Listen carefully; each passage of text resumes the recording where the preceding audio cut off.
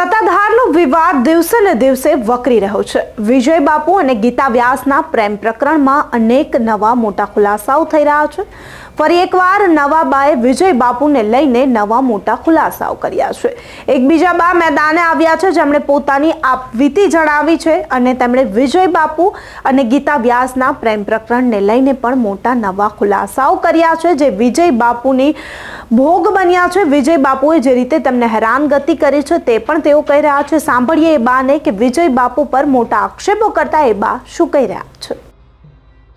હવે તમે સત્તાધારમાં જે પાથરણા પાથરીને ધંધો કરતા અને વિજય ભગત દ્વારા તમને જે ત્યાંથી કાઢી મૂકવામાં આવ્યા અને તમારો ધંધો લઈ લેવામાં આવ્યો, એના વિશે તમારા દીકરાએ મને જે ફોન કર્યો હતો, ત્યાર પછી આપણે એ ઓડિયો મૂક્યો હતો અને ધીમે ધીમે આપણી પાસે જે કાંઈ માહિતીઓ આવતી ગઈ એ લોકોની વચ્ચે મૂકતા ગયા।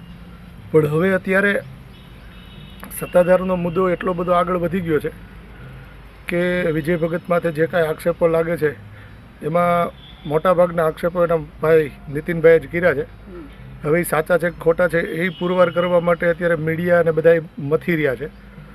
પણ શરૂઆત તો આપણે એટલા માટે કરી હતી કે તમે જે ધંધો કરતા હતા અને વિજય ભગતે તમારો ધંધો લઈ લીધો, આજે તમે સાઇડલાઇન થઈ ગયા છો અને લોકોમાં માત્ર આ ચર્ચાઓ ચાલે છે।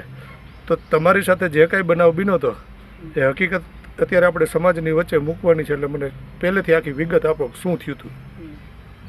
સત્તાધારની અંદર મારો દીકરો મિલન 2 થી 2.5 વર્ષનો હતો ત્યારથી હું મેન થડો જે જૂનો દરવાજો રહ્યો, જૂનો નળનો થડો, ત્યાં મને જીવરાજ બાપુએ બેસાડી હતી કે બેન તારે વિદા નથી લેવી અને તારો દીકરો મોટો થાય તું અહીંયા ધંધો કર। અને આશ્રમમાં જીવરાજ બાપુ કીધું કે જ્યાં લગી જગ્યા તપશે તારો દીકરો મોટો થાય ત્યાં લગી અમે કોઈ દિવસ તારું ભાડું લેવું નહીં કે। એટલે હું નીચે પાથરણું પાથરીને ત્યાં કટલેરી અને બાપુના ચગદા, ચીંગચણા, ચગદા, કટલેરી બધું વેચતી હતી। પછી એમ થતા મને ત્યાં સંચાલક બાપુ હતા, એણે એમ કીધું કે ભાઈ હવે અહીંયા નહીં એમ કરીને પછી મને જે લાઇટની ઓરડી હતી ત્યાં બેસાડી। લાઇટની ઓરડી હતી પછી ત્યાં 8-10 વર્ષ ત્યાં હું બેઠી, પછી પાડાપીરની સમાધિએ 10 વર્ષ બેઠી। અને આ નવા બાપુ આવ્યા ત્યારથી મને એવું કહેવામાં આવ્યું કે મારે નીચે નવું માર્કેટ બન્યું, મારે નીચે પાથરણાવાળાને કે બેહવા દેવા નથી, બધાય ઓટા લઈ લે।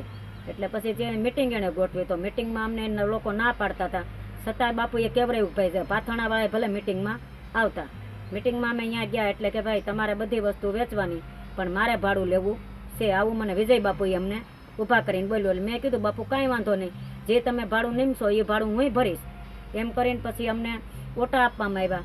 તો ઓટામાં એવું આપવામાં આવ્યા, પહેલાં એણે લોકોએ દુકાનોનો ડ્રો કર્યો અને 12 દિવસ લગી અમે એને કેવી રીતે કાયમીટ જઈએ, કાયમીટ કહીએ કે ભાઈ અમને ઓટાનો ડ્રો કરો, તો એ લોકો અંદર ગોઠવાઈ ગયા અને 12 દિવસ પછી રાતના 12 વાગે વગર ડ્રોએ અમને ઓટો આપવામાં આવ્યો। એટલે અમને એ રાતે ફોન આવ્યો મગનભાઈ જીવાણીનો કે તમે મિલન અહીંયા તાત્કાલિક આવો કે, અને ઓટાનો ડ્રો થઈ ગયો। એટલે એમાં એક દરબાર અને મગનભાઈ જીવાણી એનો ફોન અમારામાં આવ્યો અને એક ભાઈ દરબાર અહીંયા એને ભેગા ઊભા રાખ્યા કે ભાઈ તમે આ ઓટો 10મા નંબરનો। એટલે અમે એમાં કીધું કે ભાઈ 10મા નંબરનો ઓટો વગર ચિઠ્ઠી ખેંચ્યા વગરનો થોડો અત્યારે અમે લઈ લઈ, તમે અમને કાંઈ બોલાવ્યા નથી, અમારો ડ્રો કર્યો નથી। તો કે ના ના તમે જીયાબેન આ ઓટા ગોઠવી દો, અટાણે પ્રસંગ છે અને પ્રસંગ બગાડવો નથી, તમારો ધંધો અહીંયા હાલશે। પછી અહીંયા અમે ધંધો ચાલુ કરી દીધો તડકે। તો અમે સાદો સાયો કરીએ તો બાપુને સાયો અમારો ગમે નહીં, એમ કે આ સાદરા નહીં કહેતા, તમે હારો સાયો કરી લ્યો। એટલે મેં પછી પૂછ્યું એ કે ભાઈ હારો સાયો કરવામાં મારો દીકરો જઈને પૂછી આવ્યો કે બાપુ હું પતરા નાખી લઉં? એટલે ખુદ વિજય બાપુએ આ પાડી કે તું પતરા નાખી લે ને સારો સાયો કર। તે પછી અમે 1.5 વર્ષ લગી અહીંયા ધંધો કર્યો પતરાની છે ઓટામાં, 10મા નંબરના ઓટે। એટલે કાયમની કડવણી તો ચાલુ જ હતી, આ રેકડી આમ લઈ લ્યો, આ પૂરા ઢીંગલા પૂતલા અંદર લઈ લ્યો, પણ અમે ધ્યાન ધરીએ ને કાંઈ વાંધો નહીં, બાપુ કેવરાવે છે ને આપણે એનું માન્ય શિરોમણ રાખીએ ભલે કહેતા। તો એમાં એક આગળ ઓટો બન્યો 17 ઓટાને, પછી આગળ 1લો નંબરે કોકે ઓટો બનાવ્યો દરબારે। તો એનો કાળ બધો મારી માથે ઉતર્યો ને મને કહેવામાં એમ આવ્યું કે જો તમે પતરા કાઢી નાખો ને। મેં બાપુને 2 દિવસ લગી એમ કીધું બાપુ હું પતરા ન કાઢું, માણસો જઈને એને કહે કે જીયાબેન પતરા કાઢવાની ના પાડે છે। અને પછી બાપુ ખુદ બીજે દિવસે મારી પાસે આવ્યા ત્યારે એ દાદા રહેતા હતા, એ મારે કહેવાય હાજર નહોતા. મારો છોકરો રિક્ષા લઈને વિયો ગયો હતો, એ હાજર નહોતો. અને બાપુ આવીને મને હેલ્પ બોલવા માંડ્યા કે તારા પતરા કાઢવા જ પડશે. મેં બાપુને શું કીધું, બાપુ પતરા નહીં કાઢું, મારે 35,000 થી 40,000નો ખર્ચો થયો છે, તો આ માલ બધું ક્યાં નાખું? તો કે નહીં, તું 5 વાગે તો પતરા કાઢી નાખજે, નકર હું વિકી સુથી નાખે, નકર તને હું વિકી સુથી નાખે. પછી 5 શબ્દ મારાથી નહીં બોલાણા અને બાપુ મને બોલતા બોલતા વૈયા ગયા.